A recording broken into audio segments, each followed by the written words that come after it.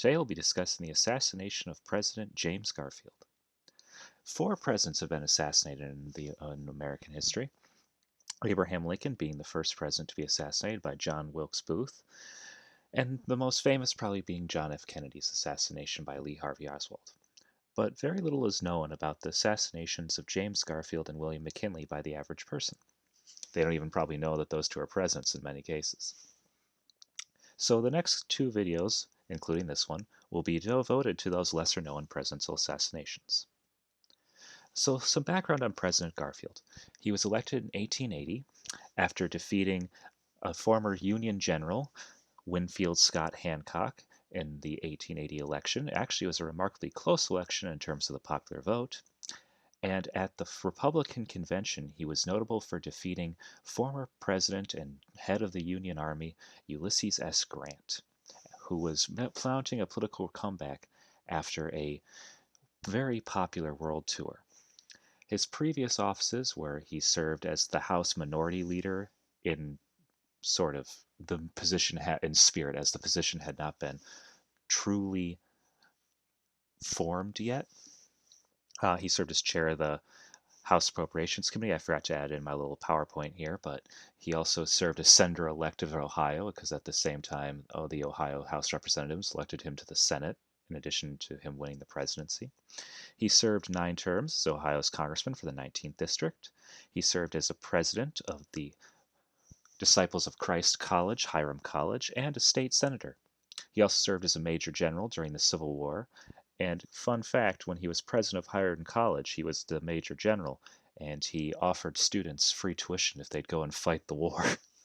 There's in the lower right-hand corner, you can see his electoral victory over Hancock. He won the North, and Hancock won the solid South, as many of these elections were at the time. Oh, and his vice president was a Mr. Chester Arthur, the collector of the Port of New York and inspector of the New York State Militia, who himself was a general. So some achievements: he refinanced America's national debt to make it easier to pay off. He nominated Stanley Matthews to the Supreme Court, who was proven to be somewhat of a controversial choice, as the Democratic Senate, when he was nominated under Rutherford B. Hayes, rejected his nomination. He did some civil service reform, as that was a major issue at the convention, which will later play into actually his assassination. He advanced civil rights for African Americans, advanced education for African Americans.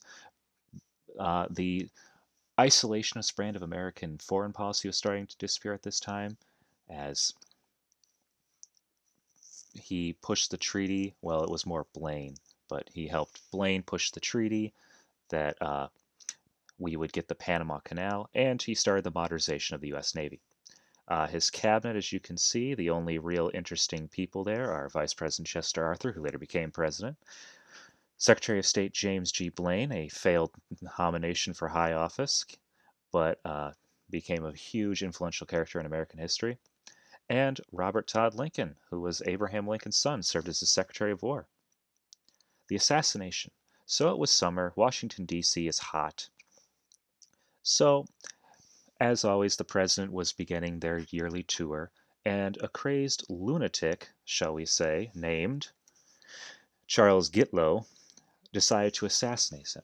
He believed that he was owed an appointment to an ambassadorship or a high office because of the great role he played in getting Garfield elected. However, he didn't really do anything. He was just some guy. The firearm he used was a bullpup revolver, which he, quote, said he needed to have a big gun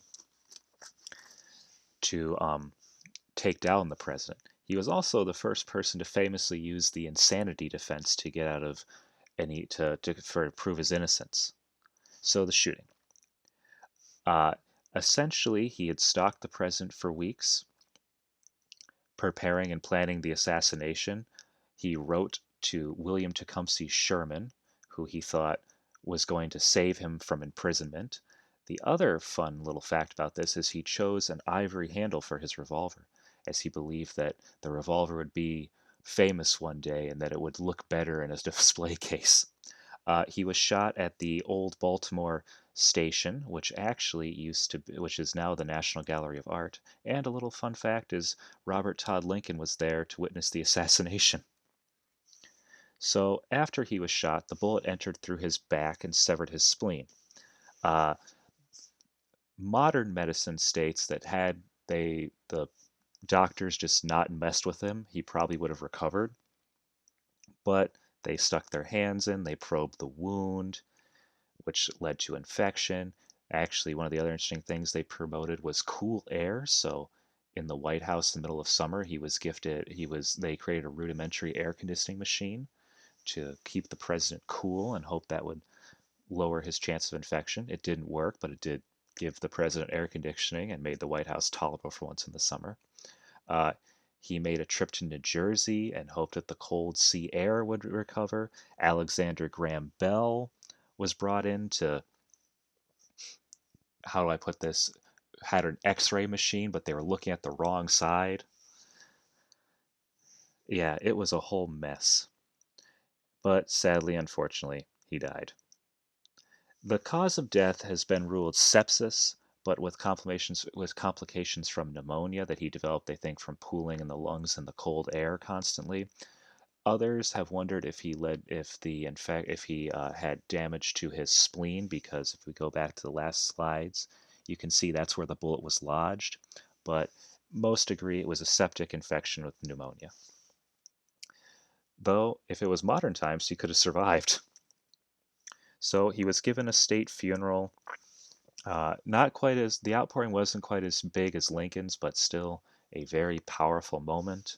Uh, Now here's where it gets interesting. Gitlow's trial was weird. Like he would stand up and ask members of the crowd for advice on defenses. For a while, he would shout out, contradict his attorneys. They claimed he was insane, which he eventually sort of agreed with. But it was one of the weirdest trials. If you're actually very curious, read up it more, go to the website Famous Trials in American History and look up Charles Gitlow, and it is fantastic. He was hung for his crimes. This was a thing from Puck memorializing his execution.